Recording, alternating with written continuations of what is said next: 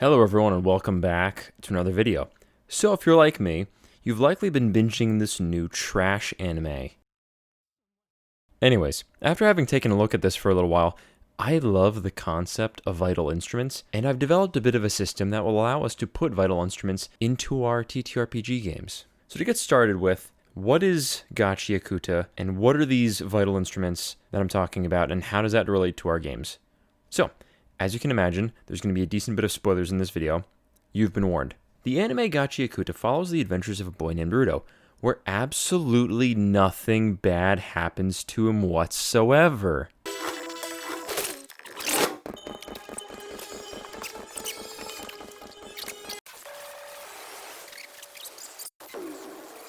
Anyways, he's outcast to the land down below on the claims of crimes he didn't commit, and he meets the cleaners, learns about trash beasts, as well as the world around him, and vital instruments, and is working on a way to get back to the sphere to figure out how to investigate the murder of his adopted father. And he does all this, / is aiming to do all this, with the help of his magic gloves that are his vital instrument. And there are loads of vital instruments within the show. That is basically the main power stick of this franchise. A kid uses a paintbrush as a magic wand. A woman uses her shovel and makes mud out of just solid stone. A woman uses glasses to be able to get really good insight on things around her, as well as just have insane god-tier reaction speed. And all of these characters have really cool designs that pair with their abilities. And I totally don't have any bias towards any of these vital instruments or the characters they correspond with. Okay, I have a slight bias, but can you blame me? She becomes a kaiju.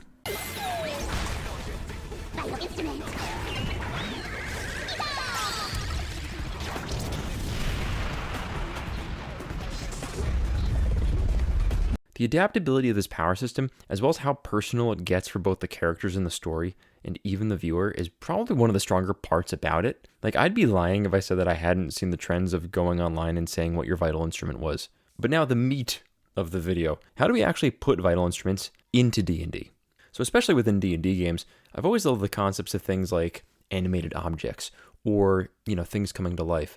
The stories of Tsukumogami and other sorts of stories where objects given love, neglect, or other sorts of strong emotions transform them into something greater than they were before really call out to me. Now, granted, anime and D&D mechanics rarely go hand in hand, but I think we can bridge the gap. First of all, when it comes to vital instruments, we have to establish some ground rules about how to make them. First, I personally don't think that the items should require attunement. If anything, it's something that a person naturally is synergized with, and there's references in the anime to how a person can essentially have multiple vital instruments, and while it is rare, it's not unheard of. So I think having a bunch of vital instruments, while once again is very rare, it doesn't make sense to have it as an attunement. In addition, I think that using this item specifically, you should have a particular bonus to skill checks or relevant checks made with that item.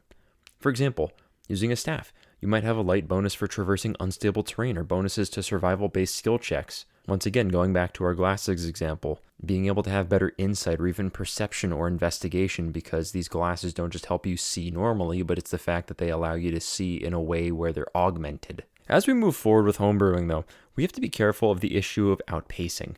When an item or even a mechanic just can't keep up with the tier of play it's in, it gets outpaced. And as you can imagine, we'll need to make sure this doesn't happen. Because if we're spending this much time trying to put vital instruments into D&D, you don't want to just have it be irrelevant in like 2 to 3 levels, because that sucks for everyone. Here's a potential solution for this though. As your player level increases, the overall ability of your vital instrument improves too. Think of it kind of like cantrips. As your character level grows, so too does your ability.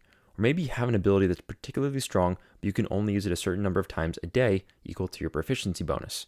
Or like most items, give it a number of charges that refresh at dawn. And just for the sake of inspiration, the items can come in all kinds of forms with tons of different abilities. Personally, I think the utility and combat supportive abilities can work the best, because if you fulfill a niche, your item will always be useful no matter what tier of game you're in. And this is something very clearly shown in the franchise, because you have 2 types of vital instruments mainly. You have attackers and defenders. Attackers are the ones that do a lot of, as it would make sense, attacking. They're very much so geared towards combat. Defenders, on the other hand, are much more geared towards utility. Those little added bonuses that, while they can be useful in combat, aren't exactly the things that are really big and flashy that you use to take down trash beasts. While the shock troop kind of infantry squad is basically composed of just about all attackers, Cleaner HQ wouldn't be able to function if it wasn't for the defenders. Even if your vital instrument doesn't do anything offensively, it's the fact that the buffs that it gives you, or even the debuffs it can give enemies, is something that can really help you at whatever tier of play you're in. Not every first level spell is useful at level 20, but there are some first level spells you always have on hand. But of course, the other big problem we need to solve with this homebrew system is distribution. How exactly are our players going to get their vital instruments? So there's three main options that I can think of that will help us with this. The first option is that you start off the game with them. It's not an uncommon practice to have characters start with magic items. It's not everyone's cup of tea. Not every DM does this, but it's also not unheard of. Also, in another vein of an idea, I almost like the idea of making the item something that awakens throughout the game at a certain point. In the old 2014 Aberrant Dragon Mark feat, at level 10, your feat had the potential to manifest you an epic boon. We could do something similar here as well. Once you get to a certain point within the game, start rolling die to determine whether or not the item awakens or not. If you even wanted to, players could start rolling this up with character creation as well. So hypothetically, it could come on as early as level 1, or it might just progress later into the game. You could have players roll a D100 at every level, and when they roll a 20 or below, the item awakens as a vital instrument. And of course, too, you can fiddle around with the percents and make it a little more common or less common depending on really what the game calls for. And of course, another option that you could potentially use is literally having a vital instrument be passed down to them. As we see within the franchise, sometimes vital instruments are literally chosen to be wielded by someone else.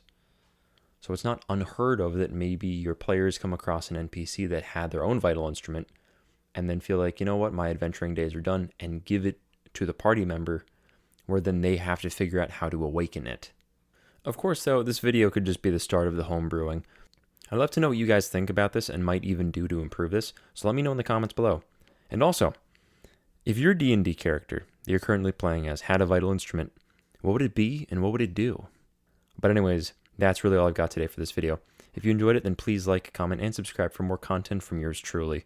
And in the meantime, keep smiling, keep scheming, and I'll see all of you next time.